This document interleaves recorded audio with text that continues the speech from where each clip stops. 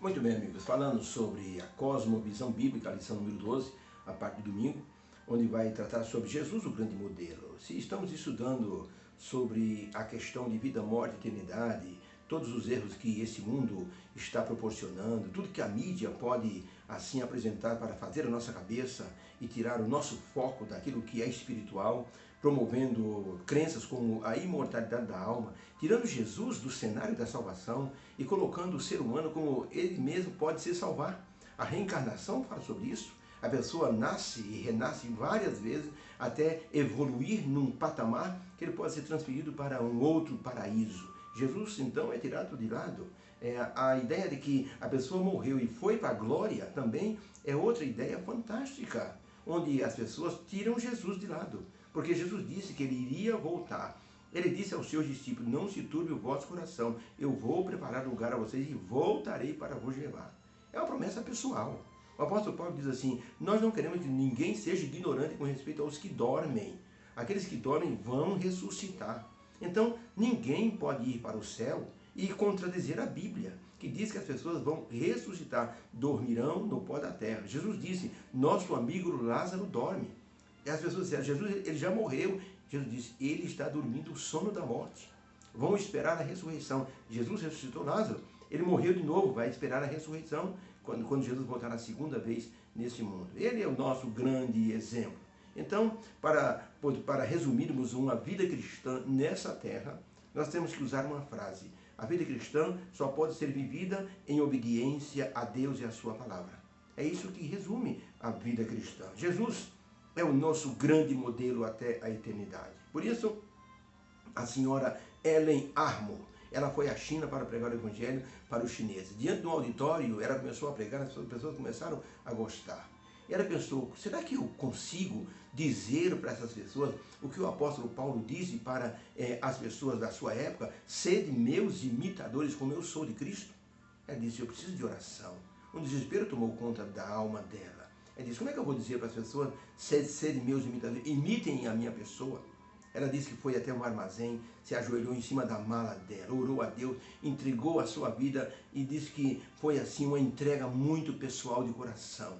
Ela dizia, Senhor Jesus, faze-me assim ser imitadora de Jesus, como o Senhor assim foi imitador do Pai. Eu quero ser teu imitador. O apóstolo Paulo imitava o Senhor. Eu quero imitar para que as pessoas vejam em mim Jesus Cristo. Ela disse que chorou muito, entregou o coração. Disse que foi a primeira vez na vida dela que ela fez uma entrega tão pessoal. E essa entrega foi tão maravilhosa que os chineses começaram a entender Jesus Cristo como Salvador. Na vila onde ela estava pregando, as pessoas se entregaram de corpo e alma. Quando ela faleceu, escreveram ali no mural bem grande essas palavras. Quando ela, a senhora Ellen, chegou aqui, não havia nenhum cristão. Quando ela descansou, não havia mais nenhum pagão. Que exemplo maravilhoso de alguém que imitou Jesus. Sede meus imitadores, como eu sou de Cristo, disse o apóstolo Paulo. É preciso ter muita segurança para afirmar isso de si mesmo. Sede meus imitadores. Hoje, o engano, hoje as pessoas elas se utilizam de muitos subterfúgios, muitas máscaras para se apresentarem diante de Deus e diante dos seres humanos. Quando uma pessoa está na igreja, ela é totalmente abençoada visualmente, mas internamente ela é mesmo aquilo que ela está demonstrando. Por isso temos que fazer de Jesus o nosso grande modelo. E a pergunta número 1 é, de que forma Jesus ele cresceu? Quais as 4 dimensões que Jesus teve no seu crescimento? E como podemos ter essas dimensões em nossa vida? Vamos ao texto de Lucas 2,52. E crescia Jesus em sabedoria, em estatura, em graça para com Deus e para com os homens. Então, quais são as 4 áreas que Jesus mais cresceu? Resposta, Jesus cresceu de forma física, Jesus cresceu de forma social, mental e espiritual. As 4 áreas que Jesus cresceu e atuou nessas áreas para ajudar as pessoas. Claro que a vida de Jesus teve a parte espiritual em primeiro lugar. Buscai primeiro o reino de Deus, disse Jesus. Ao ver as pessoas correndo de lá para cá, tentando ganhar dinheiro, Jesus disse, não andeis ansiosos. Busquem primeiro o reino de Deus e as demais coisas serão acrescentadas. Por isso, alguns estudiosos dizem que nós somos produtos do meio. Mas não foi isso que aconteceu com Jesus. Cristo estava numa sociedade corrompida. Jesus estava no meio de uma interferência romana sobre o povo de Israel. Havia muita prostituição, havia muito pecado, havia muita tradição, havia muita doutrina errada. Jesus Cristo não foi corrompido. Aos 12 anos, ao conversar com os rabinos no templo, eles se admiraram de sua sabedoria, porque ele falava com autoridade. Ellen White escreveu o seguinte: em sua vida terrestre, Cristo foi o exemplo para toda a família humana. Era obediente e prestativo no lar. Aprendeu o ofício de carpinteiro e trabalhava com as próprias mãos na oficinazinha de Nazaré. Enquanto ele trabalhava na infância e na mocidade, sua mente e seu corpo estavam em desenvolvimento. Não gastava negligentemente as energias físicas, mas procurava conservá-las sãs para que fizesse em todos os sentidos o melhor trabalho. Jesus deu 100% da sua capacidade para ser um serviçal na casa dele e ser também um ministerial a favor do povo, pregando o evangelho e fazendo a vontade de Deus. Pergunta número 2. De que forma podemos imitar hoje a forma como Jesus trabalhava, ensinava e pregava e curava? Como podemos imitar esse ministério de Jesus?